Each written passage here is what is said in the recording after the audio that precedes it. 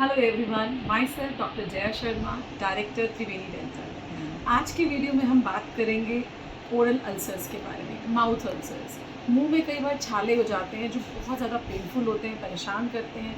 आप home care करने के बाद भी उन्हें ठीक नहीं कर पा रहे हैं तो जानते हैं कि क्या होते हैं ओरल अल्सर्स। मुंह में जो छाले हो जाते हैं वो कई कारणों से होते हैं। कारण क्या है, उनका ट्रीटमेंट क्या है, कैसा सिम्टम्स मतलब क्या फील होता है और कैसे इनसे बचा जा सकता है, हम इस वीडियो में ये सब चीज़ों के बारे में बात करेंगे। सबसे पहले बात करते हैं कारणों के बारे में। क्या कारण है माउथ अल्सर्स के? सबसे कॉमन जो कारण है वो है एक्सीडेंटल बाइटिंग, अपनी लिप की या चिक की खाना खाते समय। ऐसा कब होता है? जब हम बहुत स्पीड में या जल्दी में खाना खाने बैठते हैं और फटाफट से चबाने की कोशिश करते हैं। तो इसका क्या सोल्यूशन हो सकता है कि हम खाना बहुत तसल्ली से आराम से बैठ कर खाएं, जल्दबाजी ना करें ताकि हमारी कोई लिप या चीक बाइट ना हो। अब आता है सेकंड कारण क्या है, ट्रॉमा। कोई भी हमारे मुंह में अगर शार्प टूथ है या शार्प एज है कहीं भी, तो वो हमारे लिप या चीक में चुभ सकती है। ऐसी चीज़ से कैसे बचा जा सकता है? इसके लिए ज़रूरी है कि हम अपने डेंटिस्ट को दिखाएं। अगर ऐसी कोई शार्प एज या टूथ है तो उसे ग्राइंड करा लें टाइम रहते, ताकि हमें इस तरह की प्रॉब्लम्स ना आए। नेक्स्ट कारण है ट्रॉमा फ्रॉम हॉट, स्पाइसी और हार्ड फूड। यानी कि अगर हम खाना जो खा रहे हैं बहुत ही गर्म है तो जल जाता है, तो अल्सर बन जाता है। बहुत ही स्पाइसी यानी बहुत मिर्चदार है तब, या फिर बहुत ज़्यादा ही हार्ड फूड है लाइक पॉपकॉर्न। या एक एग्जांपल है पाइनएप्पल, जबकि एक फ्रूट है लेकिन अक्सर अगर हम पाइनएप्पल को ज़्यादा क्वांटिटी में खाते हैं तो मुंह में अल्सर्स हो जाते हैं, because food is very acidic. यानी कि हॉट, स्पाइसी, एसिडिक और हार्ड फूड खाने से भी जो है मुंह में अल्सर्स हो सकते हैं। तो इनसे यही कैसे बचा जा सकता है कि हम इस तरह के फूड्स जो है वो अगर हम खा रहे हैं तो कम क्वांटिटी में खाएं ताकि हमें अल्सर्स ना हो। उसके बाद आता है कि किसी भी तरह का ट्रॉमा।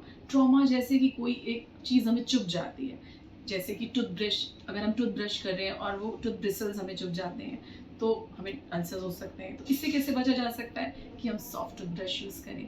ट्रॉमा फ्रॉम डेंचर्स, वो पेशेंट्स जो डेंचर्स पहनते हैं, जबड़ा पहनते हैं, अक्सर उन लोगों को भी अल्सर्स हो जाते हैं। ऐसा कब होता है? जब कहीं डेंचर चुभ रहा हो। तो इसके लिए सोल्यूशन, डेंटिस्ट के पास जाएं, जहाँ भी चुभ रहा है उसे ठीक करा लें। और क्या चुभ सकता है? और दूसरा कारण हो सकता है ब्रेसेस।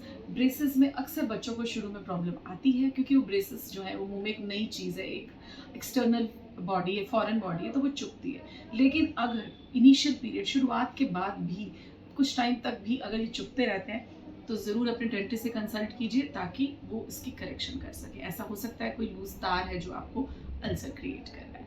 और भी किसी भी तरह का एक्सटर्नल ट्रॉमा है तो उस चीज़ को हमें बाहर करना है, उस चीज़ से हमें बचना है। अच्छा, कुछ जो है इनटेक, जैसे हम कोई लोकल प्रोडक्ट्स यूज़ कर रहे हैं जैसे माउथ वॉशेस, एंटीसेप्टिक्स, इससे भी कभी कभी अल्सर्स हो जाते हैं। अगर हमें ऐसी कोई भी चीज़ यूज़ कर रहे हैं, अल्सर्स हो रहे हैं यानी कि हमें सूट नहीं कर रही है, तो उस चीज़ का जो है यूज़ जो है बंद कर दीजिए। कुछ ड्रग्स हैं वो हमें रिएक्शंस करते हैं, उनकी वजह से मुंह में अल्सर्स हो जाते हैं।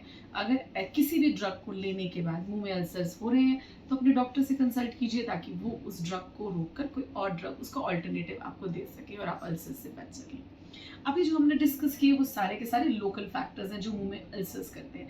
कुछ सिस्टमिक यानी कि अंदरूनी शरीर के अंदर की भी प्रॉब्लम्स हैं जो अल्सर्स करते हैं, जैसे एसिड रिफ्लक्स, यानी कि अगर किसी को पेट की बीमारी है तो मुंह में एसिड आता है जो ऊपर आता है और उससे अल्सर्स हो जाते हैं।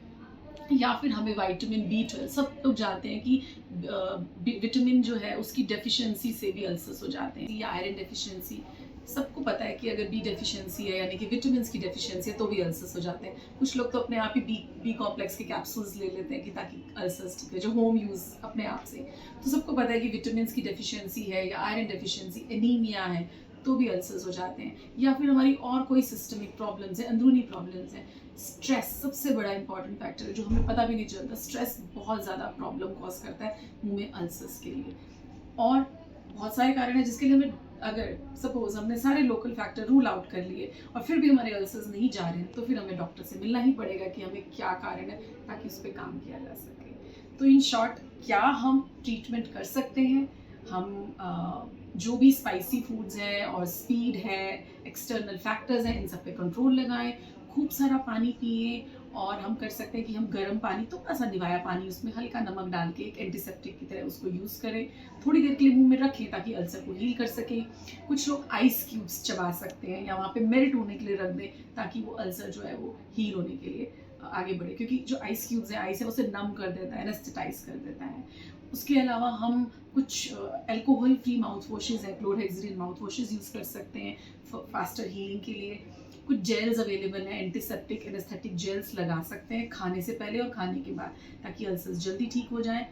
बहुत सीवियर केसेस में डॉक्टर आपको कॉर्टिकोस्टेरॉइड यानी कि जो दूसरी तरह के जेल्स आते हैं, कुछ स्पेशल जेल्स आते हैं, वो भी थेरेपी स्टार्ट कर सकते हैं ताकि आपके अल्सर्स टाइमली ठीक हो सकें। ऐसा कोई भी अल्सर जो इन सब ट्रीटमेंट्स के बाद भी नहीं ठीक हो रहा है, तो वो एक बहुत ही चिंता का विषय है। उसके लिए कई बार डॉक्टर आपको किसी छोटी सी जांच, बायोप्सी कहते हैं, एक टुकड़ा लेके जांच करने के लिए भेज सकता है, ताकि हम ओरल कैंसर, माउथ कैंसर को रूल आउट कर सकें। एक वीडियो और बनाएंगे अल्सर से रिलेटेड, जिसमें हम डिस्कस करेंगे कि क्या सिम्टम्स आते हैं और इनसे कैसे बचा जा सकता है। तो मोटा मोटा हमें ये तो पता चल गया कि हम कैसे उसका ट्रीटमेंट कर सकते हैं, लेकिन ओरल जो अल्सर है उसको पहचाने कैसे। कोई भी मुंह में छाला जहाँ पे लाल हो गया है, या बहुत ज़्यादा बर्निंग सेंसेशन हो रही है, खाना चबाने में, च्यू करने में प्रॉब्लम हो रही है, या स्वेलो करने में, गिटने में प्रॉब्लम आ रही है, अगर इस तरह की कोई भी प्रॉब्लम है तो यानी कि मुँह में अल्सर है। नहीं दिख रहा है लेकिन वहाँ पे रेड रेड हो गया है, तो भी हो सकता है कि वो भी आपको विजिबल नहीं है लेकिन प्रॉब्लम स्टार्ट हो गई है। तो सिर्फ कैसे प्रिवेंट कर सकते हैं, यही कि हम बहुत ज़्यादा स्पाइसी फूड्स का इंटेक ना करें, खूब सारा पानी पिए, और माउथ वॉशेस का इस्तेमाल करें, और रेगुलर डेंटल चेकअप कराते रहें। Bye bye, take care. अगर ये वीडियो अच्छा लगा हो तो इसे लाइक कीजिएगा, शेयर कीजिएगा। मिलते हैं नेक्स्ट वीडियो में किसी नए टॉपिक के साथ।